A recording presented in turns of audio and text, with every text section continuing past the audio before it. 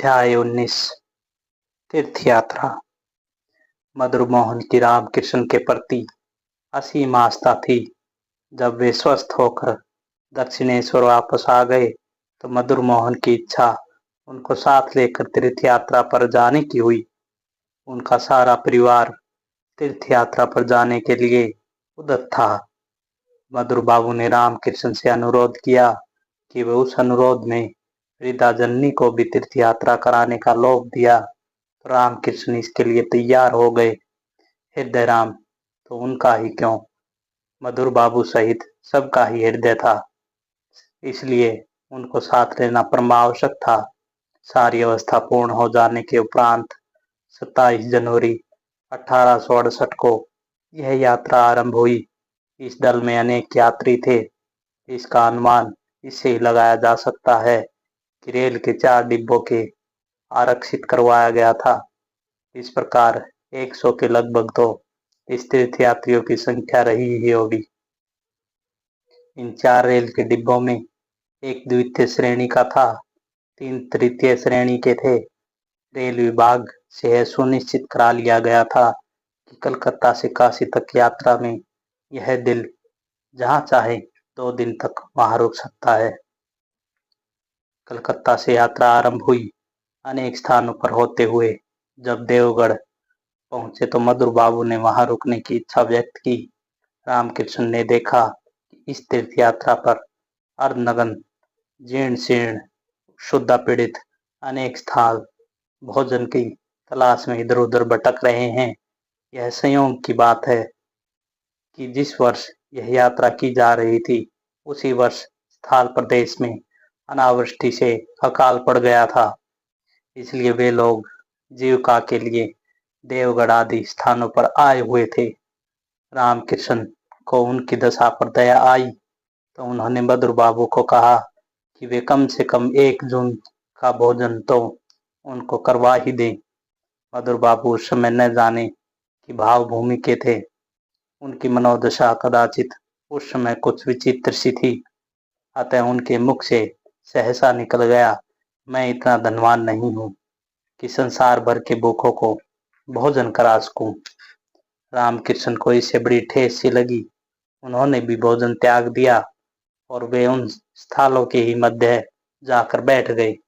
उन्होंने कहा कि वे भी उनके साथ ही रहेंगे और जिस प्रकार वे अपने भोजन की व्यवस्था करेंगे उसी प्रकार वे स्वयं भी करेंगे।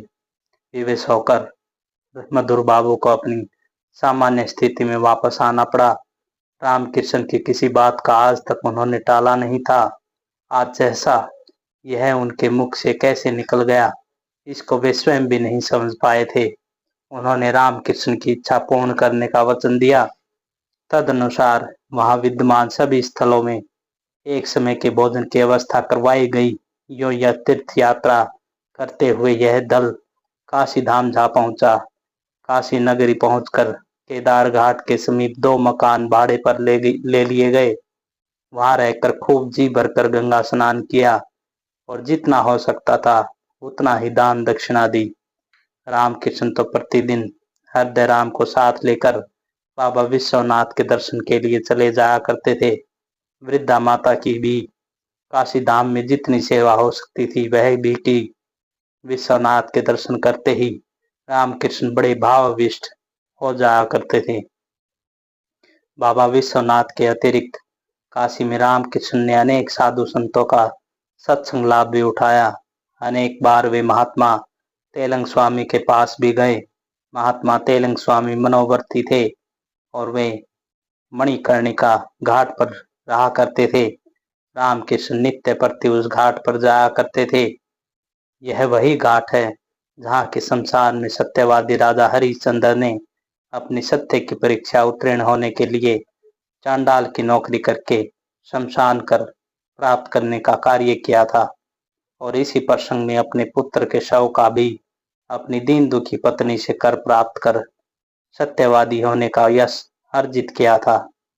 काशी धाम में तीर्थयात्रियों का यह दल प्रयागराज गया। वहां 3 दिन तक निवास किया।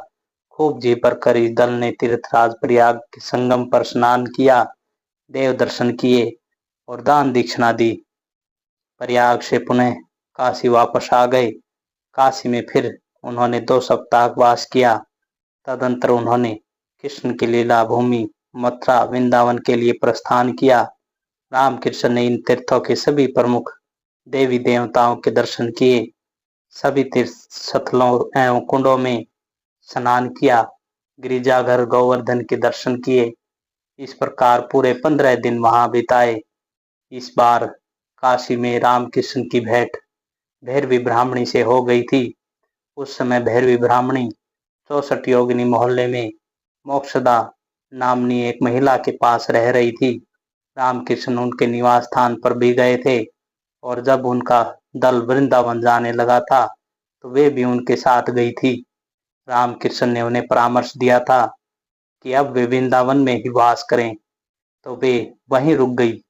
मधुर बाबू का दल एक पखवाड़े तक मथुरा वृंदावन गोकुल आदि में रहकर पुनः काशी आ गया। कुछ दिनों वहां रहकर और 4 मास की तीर्थ यात्रा करने के उपरांत वे स्थल दलबल कलकत्ता वापस आ गए। दक्षिणेश्वर फिर सजीव हो उठा। तभी एक दुर्घटना हो गई। दक्षिणेश्वर लौटने के कुछ समय ही बाद हृदयराम की पत्नी का देहांत हो गया। इससे हृदयराम को मानसिक आघात लगा। वह संसार में विरक्त अनुभव करने लगा था। अब उसका अधिकांश समय ध्यान और पूजन में ही बीतने लगा था। यद्यपि रामकृष्ण उसको समझाते रहते थे कि उसे इस प्रकार संसार से सर्वथा विरक्त नहीं होना चाहिए। वो तो यहाँ तक कहते थे कि उनकी सेवा से ही उसे बहुत कुछ प्राप्त हो जाएगा। किंतु हृदयराम का मन अब संसार से उब गया था। वह देवार्चन में अधिक समय व्यस्त रहने लगे थे। इसी प्रकार कुछ दिन बीते थे। एक दिन हृदयराम को ध्यान करते हुए ज्योतिर्मय देवताओं के दर्शन होने लगे। वह उस समय अर्धमूर्छित सा हो गया। मधुर बाबू ने एक दिन उसको उस अवस्था में देखा तो उन्होंने रामकृष्ण से कहा, बाबा, हरदू को यह क्या होने लगा है? इसने बड़े व्याकुल हृदय से माँ के दर्शन देने के लिए याचना की थी, इसलिए ऐसा हो रहा है। यह सब तुम्हारे खेल हैं, तुम ही जानो। अब तुम उसके चित्त को शांत कर दो। हम दोनों नंदी भृंगी का भांति तुम्हारी सेवा करेंगे। हमारे लिए यही पर्याप्त है। मधुर बाबा और हृदयराम को समय समय पर रामकृष्ण का अनुसरण करते हुए अनेक बार उनमें ज्योतिपुंज का प्रकाश दिखाई देने लगता था। उस समय वे अपनी आंखें मलते ही कहीं स्वप्नावस्था में तो नहीं हैं, किंतु पुनः उन्हीं के दर्शनों को पाकर आश्वस्त होते।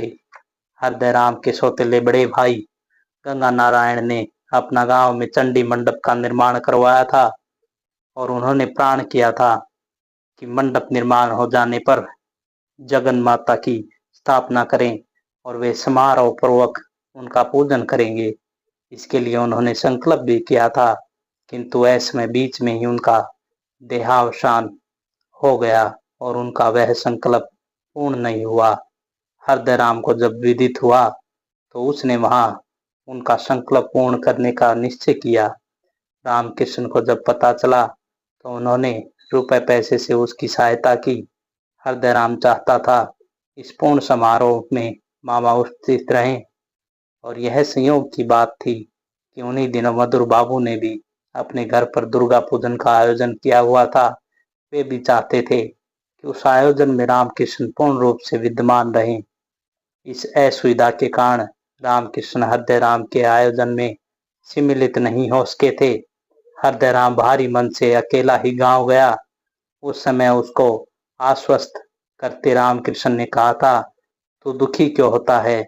मैं प्रतिदिन तेरे पूजन के समय वहां उपस्थित रहूंगा। इतना ही नहीं, तुम मुझे वहां उपस्थित देख भी सकोगे। रामकृष्ण ने विस्तार से दुर्गा की पूजा विधि समझाई और उसको गांव के लिए विदा किया। घर जाकर हृदयराम ने विधि पूर्वक समस्त कार्यों को संपन्न किया। 7वें दिन पूजा करते समय हृदयराम ने देखा कि रामकृष्ण दिव्य ज्योतिर्मय शरीर धारण किए जगन माता की प्रतिमा के पास उपस्थित हैं। हृदय में विश्वास हो गया कि माता ने उसकी पूजा स्वीकार कर ली है और उसको अपने मामा पर और असीम श्रद्धा होने लगी। गांव का कार्य संपन्न कर हृदय पुनः दक्षिणेश्वर लौट आया। अब उसका चित्त स्थिर और शांत था। चित्त स्थिर हो जाने पर हृदय राम ने पुनः विवाह किया और अपनी गृहस्थी के साथ साथ देवार्चन में प्रवृत्त हो गया तथा मामा की भी उसी प्रकार सेवा करता रहा। धन्यवाद।